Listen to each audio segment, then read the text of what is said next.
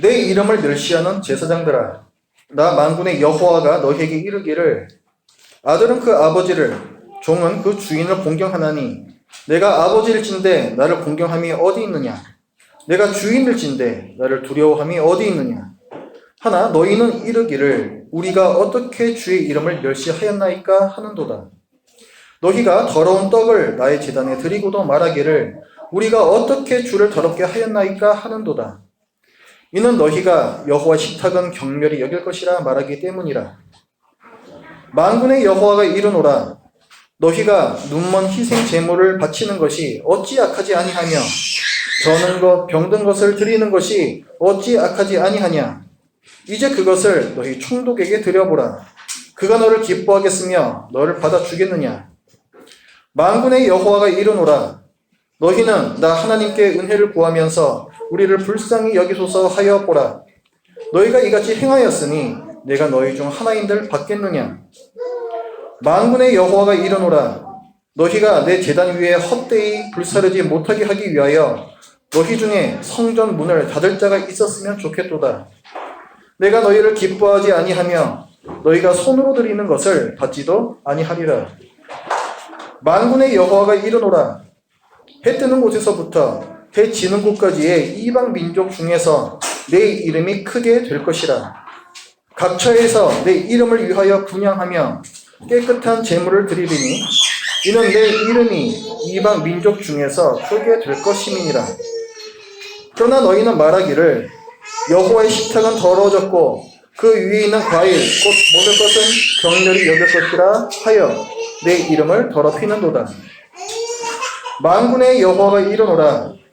너희가 또 말하기를 이 일이 얼마나 번거로운고 하며 코웃음치고 훔친 물건과 저는 것 병든 것을 가져왔느니라. 너희가 이같이 공헌물을 가져오니 내가 그것을 너희 손에서 받겠느냐. 이는 여호와의 말이니라. 짐승떼 가운데에 수컷이 있거늘 그 서원하는 일에 큰 있는 것으로 속여 내게 드리는 자는 저들을 받으리니 나는 큰 임금이요 내 이름은 이방 민족 중에서 두려워하는 것이 됨이니라. 만군의 여호와의 말이니라. 아멘. 제가 아는 선교사님께서 해주신 얘기인데요. 한국에서 보내온 선물을 받으셨다고 합니다. 여러 가지 물건들이 들어 있었는데 그 중에 오이비누가 있었대요. 근데 그 오이비누가 유통기한이 한참 지난 것이었다고 합니다. 그러니까 상품 가치가 없는 물건이죠. 아마도 그 보내신 분께서 집에 있는 것들 중에 안 쓰는 걸 갖다가 이렇게 담아서 보내신 것 같아요. 유통기한 이런 거 확인 안 하고. 근데 그 물건을 받으신 선교사님께서는 아니 내가 무슨 구호 물품을 받는 것도 아니고 굉장히 기분이 나쁘셨다고 합니다. 당연하죠. 당연히 기분 나쁘죠. 모욕감을 느끼셨고 비참함까지 느끼셨다고 해요. 정말 이것은 대단한 신뢰가 아닐 수가 없습니다. 우리가 사람 대 사람의 이 관계 안에 있어서 정말 조심해야 할 그런 일들 중에 하나가 되겠죠. 사람 사이에서도 그러한데 하물며 하나님께서도 그런 일을 당하고 계시다라고 오늘 본문에서 말씀하고 계십니다. 백성들이 눈먼 것, 저는 것, 병든 것을 희생 제물로 드렸다 이렇게 말씀을 하고 있어요. 8절 말씀을 보면 만군의 여호와가 이르노라. 너희가 눈먼 희생 제물을 바치는 것이 어찌 악하지 아니하며 저는 것, 병든 것을 드리는 것이 어찌 악하지 아니하냐. 눈먼 것, 저는 것이라는 것은 예를 들어서 소가 눈이 멀었다고 생각을 한번 해보겠습니다. 그 소가 일을 할 수가 있겠습니까? 일 못하죠. 또 소가 다리를 전다. 일 못합니다. 병든 것 내다 팔지도 못해요. 고기로 쓰지도 못합니다. 그러니까 눈먼 것, 저는 것, 병든 것이라는 것은 상품 가치가 없는 짐승들을 뜻하고 있습니다. 그러니까 지금 이 백성들이 이런 것들을 하나님께 드렸다는 것은 아무짝에도 쓸모없는 오이비누를 하나님께 드린 거하고 똑같은 거예요. 하나님의 백성이 정말 어려운 중에 드린 제물은 그것이 설사 다른 사람들이 보기에 보잘것이 없더라도 하나님께서는 기쁘게 받으십니다. 마가복음 12장 말씀을 보면 예수님께서 말씀하시죠. 많이 넣은 부자들보다 과부의 2렙돈이 더 귀하다. 이렇게 말씀하세요. 2렙돈이라는 것은 지금 돈으로 따지자면 환산해 보면 한 1,200원 정도가 나옵니다. 그 작은 돈을 드렸지만 예수님께서는 그 과부의 그 헌금을 굉장히 귀하게 기쁘게 받으셨다고 말씀을 하고 있어요.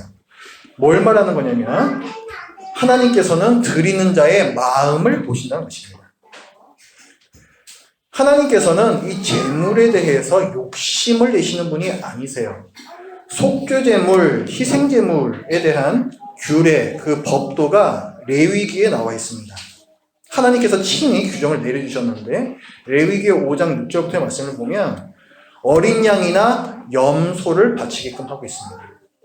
속죄제물, 희생제물로서 어린 양이나 염소를 바쳐라. 그런데 만일 그 바치는 자의 힘이 어린 양을 바치는 데에 미치지 못하면 비둘기를 바쳐라. 이렇게 말씀하고 있어요. 비둘기라는 굉장히 싼 짐승이 되는 거죠. 그러니까 이런 규정 안에 가난한 자에 대한 배려와 돌보심이 다 녹아져 있는 거예요. 근데 오늘 본문을 보면 유다 백성들이 눈먼 것, 저는 것, 병든 것을 희생제물로 가져왔다라고 했습니다. 자, 눈먼 것, 저는 것, 병든 것 이런 표현을 보면은 우리는 이것이 큰 동물을 가리키는 것이다라는 걸 알 수가 있어요. 예를 들어서 뭐 비둘기가 다리를 전다. 이건 굉장히 약간 좀 어색한 표현이 되겠죠. 그러니까 눈먼 것, 저는 것, 병든 것이라는 것은 큰 동물을 상징할 가능성이 높습니다.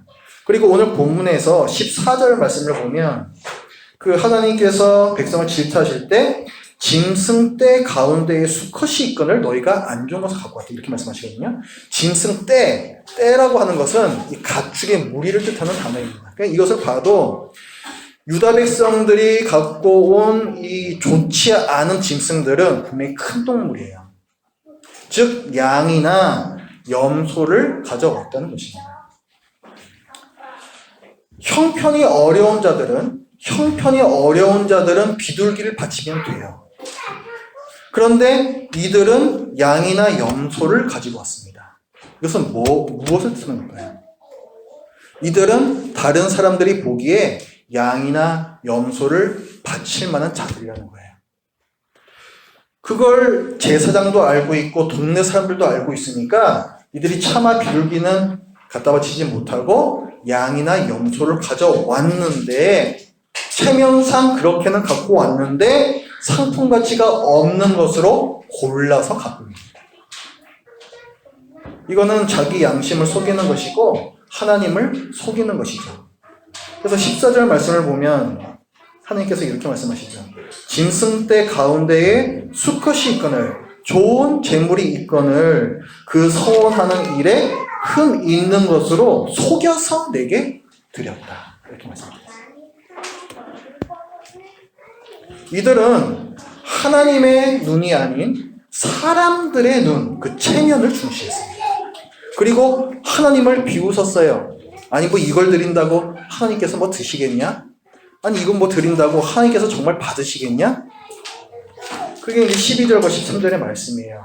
너희는 말하기를 여호와의 식탁은 더러워졌고 그 위에 있는 과일 혹은 먹을 것은 경멸히 여길 것이라. 거기 드린다고 하나님께서 드실 것이냐? 13절에서도 너희가 또 말하기를 이 일이 얼마나 번거로운고 하면서 코웃음을 쳤다고 했습니다. 과중한 부담이 주어지는데 그것에 대해서 쓰잘데기 없는 일이라고 코웃음을 쳤다라는 거예요. 정말 이런 것들을 하나님이 받으시겠느냐? 맞습니다. 하나님께서는 그 재물 받지 않으십니다. 그런 마음으로 드린 재물은 하나님께서 안 받으십니다. 13절 말씀에 보면 그 뒷부분에 이렇게 나오죠. 너희가 이같이 봉헌물을 가져오니 내가 그것을 너희 손에서 받겠느냐? 14절에서는 또 이렇게 말씀해요. 뒷부분에 보면 속여서 내게 드리는 자는 저주를 받으리니 그렇게 드린 자들을 하나님께서 저주하시겠다. 이렇게까지 말씀하십니다. 그리고 백성을 꾸짖으세요. 너희가 나를 공경하지 않고 두려워하지 않는다. 나를 멸시한다. 나를 경멸한다. 그러니 이런 재물을 갖고 오는 것이다. 6절과 7절에서 그 말씀을 하고 10절 말씀을 보면 차라리 성전문을 닫아라.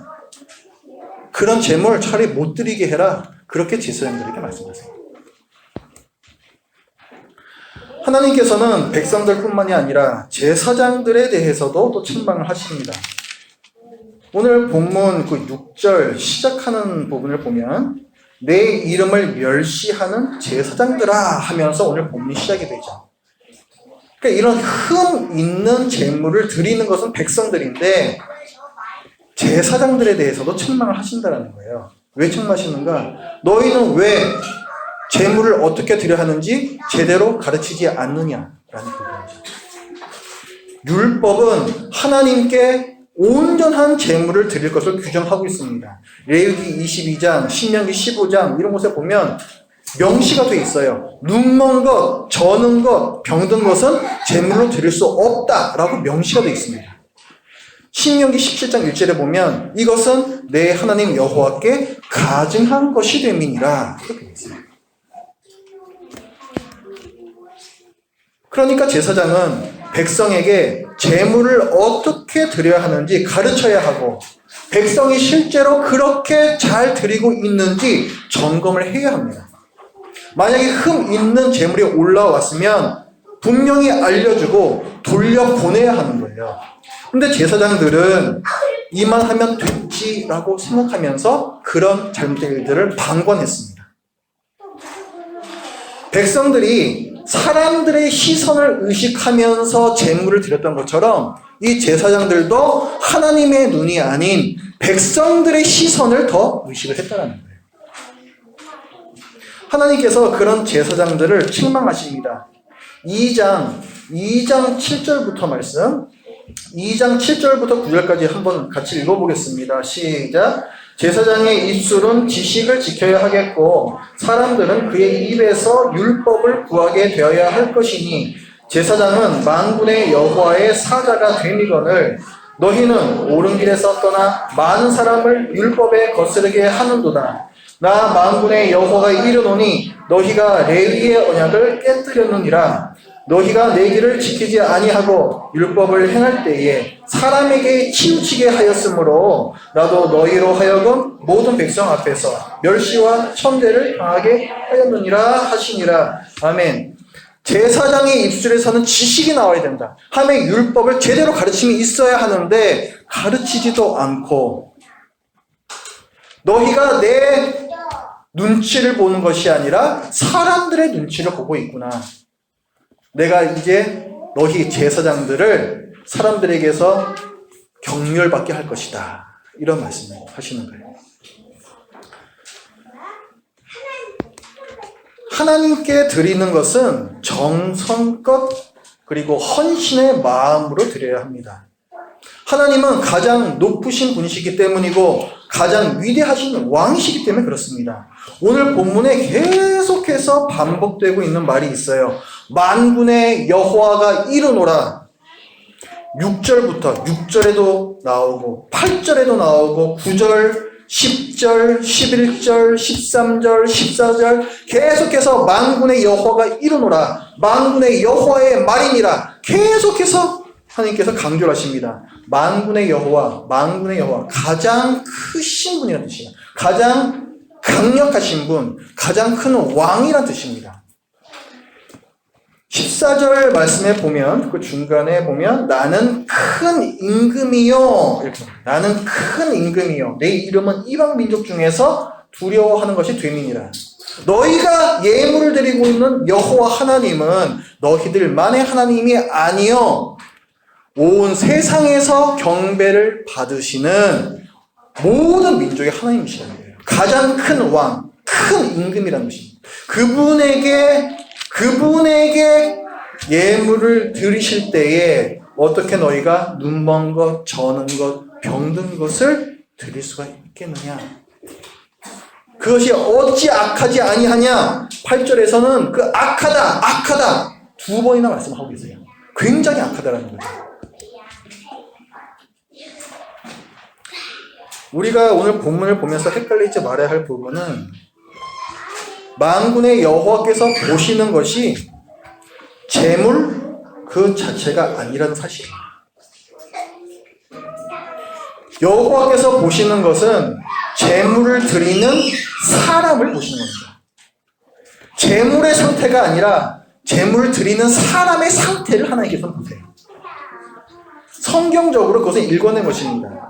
가인과 아벨의 제사가 있죠. 하나님께서 가인의 제사는 기뻐하지 않으시고 아벨의 제사는 기뻐 받으셨습니다. 그 차이는 재물에 있는 게 아니에요. 누구는 양을 드렸고 누구는 곡식을 드렸고 그게 의미가 있는 게 아닙니다. 히브리서 11장 4절에 보면 아벨은 가인보다 더 나은 제사를 드렸다라고 얘기를 하면서 그 이유가 뭐냐? 믿음으로 드린 제사였기 때문이다 이렇게 가르치고 있어요. 믿음으로 드린 제사가 뭡니까? 하나님을 하나님으로 인정하며 하나님을 경외하며 두려워함으로 드리는 제사였단 말이에요. 그렇기 때문에 하나님께서 기뻐하시는 제사였습니다. 하나님께서는 드리는 자의 마음을 보시는 거예요. 또 좋은 제물이 드려졌던, 정말 좋은 제물이 드려졌던 솔로몬 성전 시대의 제사 때는 어땠을까요? 유다가 멸망하기 전에 솔로몬 성전에 있던 시대에 그때는 나라가 번성했었고 좋은 제물을 매일 하나님께 드렸습니다. 그 제물을 하나님께서는 기뻐하셨을까요? 성경을 보면 그렇지 않다라고 말씀하십니다. 하나님께서는 그 제물을 미워하셨다라고 말씀을 합니다. 이스라엘 백성이 하나님을 섬긴다 하면서 양다리를 걸쳤어요. 마음 한편에는 자기 욕심대로 우상을 숭배를 했습니다. 그리고 사회적으로는 가난한 자, 약한 자를 탄압하는 불의를 행했습니다. 하나님의 백성이라고 볼 수 없는 삶을 살면서 재물만 좋은 곳으로 드렸다는 거죠. 하나님께서는 그 제사를 기뻐하지 않으셨습니다. 결국은 그 성전 자체를 무너뜨리게 버리셨죠. 하나님께서는 드리는 자의 중심을 보십니다. 신약 성경에서도 헌금에 대한 사도 바울의 가르침이 나옵니다. 고린도후서 9장 7절에 보면 각각 그 마음에 정한 대로 할 것이요 인색함으로나 억지로 하지 말지니. 다 마음과 관련된 단어들이에요. 하나님은 즐겨내는 자를 사랑하시느니라. 하나님께서는 드리는 자의 마음을 보신다는 거예요. 물론 그 마음에 따라서 드리는 것이 또 달라질 수가 있겠죠. 그러나 하나님께서는 그 마음을 중요시 여기시는 거예요. 하나님께서 보시는 것은 드려진 것 그 자체의 좋고 나쁨이 아닙니다. 드리는 자가 하나님께 진정으로 그리고 진실되게 드렸느냐 그것을 보신다는 거예요. 오늘날 우리는 어떤 제물을 하나님께 드려야 하는가? 첫 번째, 먼저 소나 양 같은 희생제물, 속죄제물은 필요 없습니다. 왜냐하면 우리를 위해서 흠 없는 제물, 완전한 제물, 영원한 제물이 이미 드려졌기 때문에 그렇습니다. 히브리서 9장에서 보면 염소와 송아지의 피로 하지 아니하고 오직 자기의 피로 영원한 속죄를 이루셨다 말씀하고 있습니다. 예수 그리스도는 흠 없는 제물로 오셨습니다. 흠 없는 어린 양 예수 그리스도께서 우리의 모든 죄를 위하여서 십자가에서 피 흘리셨습니다. 완전한 제사가 치러졌고 온전한 속죄가 영원히 이루어졌습니다. 그렇기 때문에 우리는 지금 시대에 하나님께 희생 제물, 속죄 제물 올려서는 안 됩니다. 올리는 것은 이단이 되는 거예요. 예수 그리스도의 속죄를 인정하지 않는 것입니다.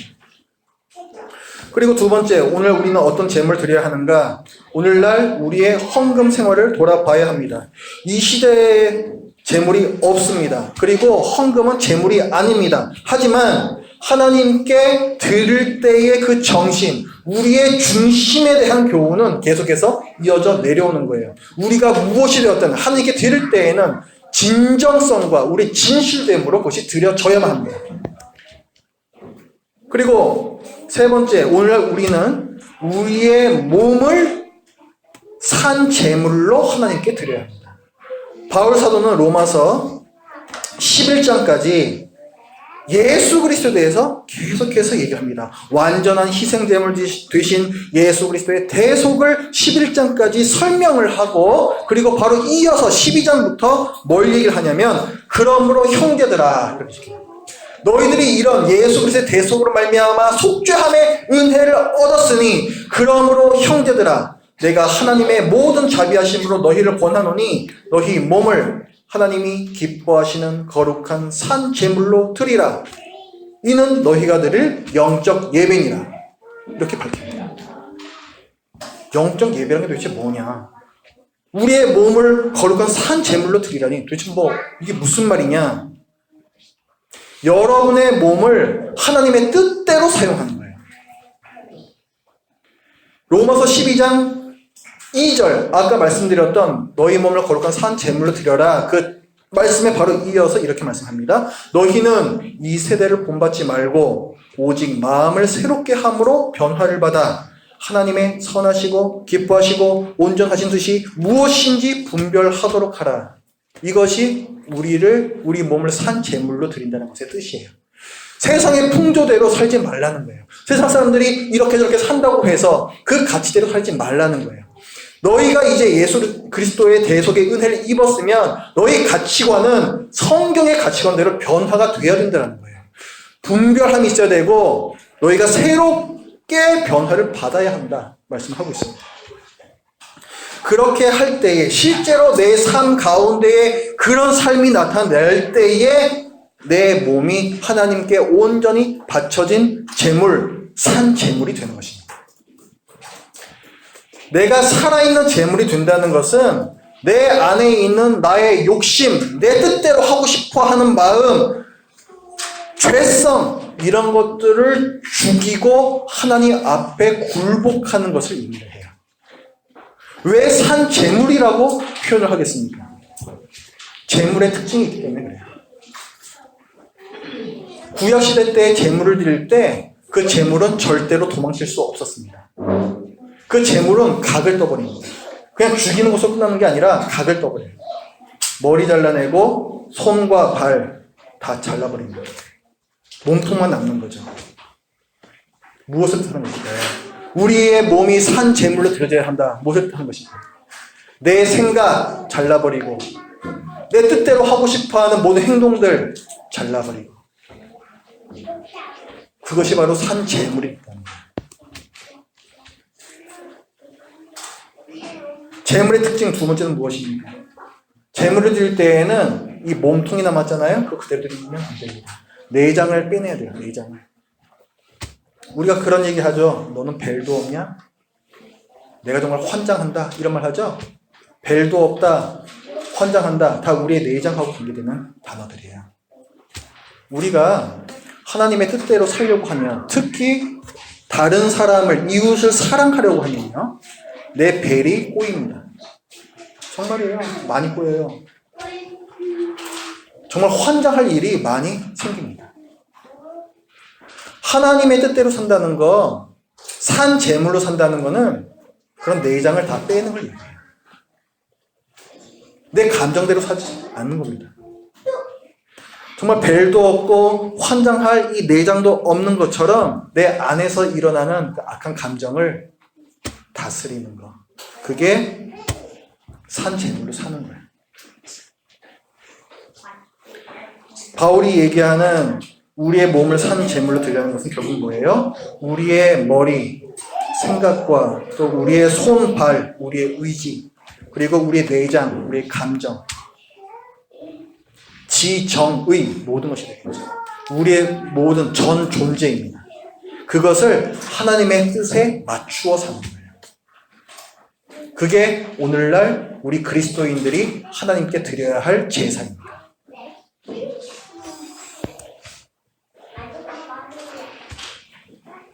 우리가 우리의 삶을 돌아봐야 됩니다. 혹시 나는 하나님을 섬긴다라고 하지만 바로 이 유다 백성들처럼 사실은 세상 것에만 관심이 있는 눈이 멀어 있는 재물은 아닌가? 나 자신이 그런 눈먼 재물이 아닌지 생각을 해봐야 돼요. 혹시 나는 세상 가치와 성경 가치 사이에서 계속해서 양다리를 걸치고 절뚝거리며 걷고 있는 그런 저는 재물은 아닌가? 혹시 나는 내 생각, 내 욕심에 젖어서 사는 그런 병들어 있는 재물은 아닌가? 생각해봐야 됩니다. 예수 그리스도께서 여러분의 신분을 변화시켜 주셨습니다. 예수 그리스도의 속죄로 여러분은 하나님의 백성, 하나님의 자녀라는 고귀한 신분으로 바뀌었습니다. 그 고귀한 자가 되셨습니다. 하나님께서는 여러분이 온전한 재물이 또 되기를 원하세요. 그 은혜를 입은 저와 여러분의 삶이 하나님께서 기뻐하시는 온전한 산 재물이 되도록 이 시간에 우리가 회개하고 또 그렇게 살기를 실질적으로 노력하는 그 일이 오늘부터 있기를 간절히 바랍니다. 기도하겠습니다. 하나님, 오늘 말라기 선지자를 통하여서 제사를 열심히 드렸던 이스라엘 백성을 꾸짖으신 그 하나님의 노여움을 저희들이 보았습니다. 눈먼 것, 저는 것, 병든 것을 드렸던 그 유다 백성들의 잘못이 지금 이 시대에 또 저희들의 삶에, 저의 삶에 있음을 이 시간 주님 고백합니다. 겉으로는 경건한 척 하지만 그러나 제 속마음과 저희 실제 삶은 전혀 하나님께서 받으실 만한 거룩한 산 제물이 아니었음을 이 시간 주님 앞에서 고백하고, 또한 저희들 그렇게 살지 않게노라고 오늘부터는 주님께서 기뻐하시는 그 거룩한 산 제물로 살 것을 이 시간에 다짐합니다. 이 시간에 그렇게 다짐한 모든 사람들 가운데 주님께서 또 저희 안에 계신 성령님께서 그렇게 살 수 있는 힘을 주시고 능력을 주시고, 저희 안에 아무런 능력 없고 저희들 안에 늘 분이 올라올지라도 그러나 주님께서 주시는 마음으로 거룩한 산 제물로 살아내는 저희 모두가 되게 해주시옵소서. 예수님의 이름으로 기도드립니다. 아멘.